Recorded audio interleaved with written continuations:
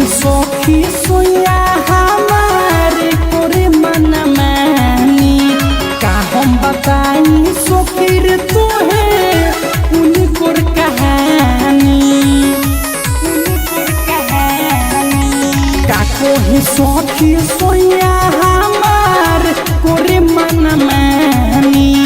का हम बताई सखीर तोहे उनको कहानी मना करिले सखी जब जब हमें उड़ातेले मना करिले सखी जब जब हमें उड़ातेले सखी चुमा लेबे रोज सोया खाली वो लाली के चाटेले सखी चुमा लेबे रोज सोया खाली वो लाली के चाटेले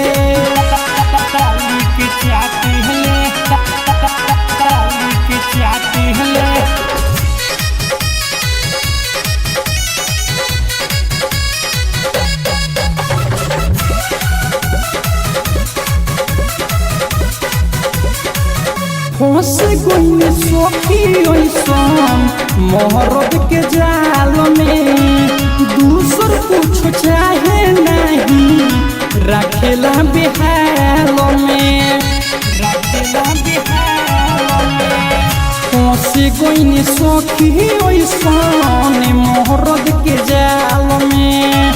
दूसर कुछ चाहे नहीं रखेला बेहाल में हमार जवानी के गरमी नहीं को पूजा चले हमर जवानी के गरमी नहीं को पूजा चले सखी चुमा लेबे रोज सोया खाली वो लाली के चाटेले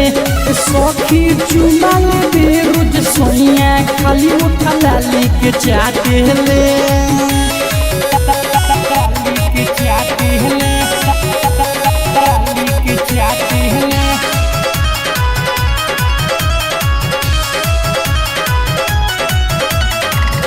आस को भोए पिया के कुछो न बुझाता हो मोरो जवानी सखी रोजो हरुआता राई तोरो आस को पिया के कुछो न बुझाता हो मोरो जवानी सखी रोजो हरुआता गुडू सम्राट तो देखी जवानी रोजो हौसले दिल खराजा तो देखी जवानी रोजो हौसले सखी चुमा लेबे रोज सोया खाली वो लाली के चाटेले सखी चुमा लेबे रोज सोया खाली वो लाली के चाटेले का कहीं सखी सोया हमार कोरे मन मानी का हम बताई सखीर तोहे उनको कहानी मना करिले सखी जब जब हमें उड़ातेले मना करिले सखी जब जब हमें उड़ातेले सखी चुमा लेबे रोज सोया खाली वो लाली के चाटेले सखी चुमा लेबे रोज सोया खाली वो लाली के चाटेले रिकॉर्डिंग स्टूडियो अरे राज।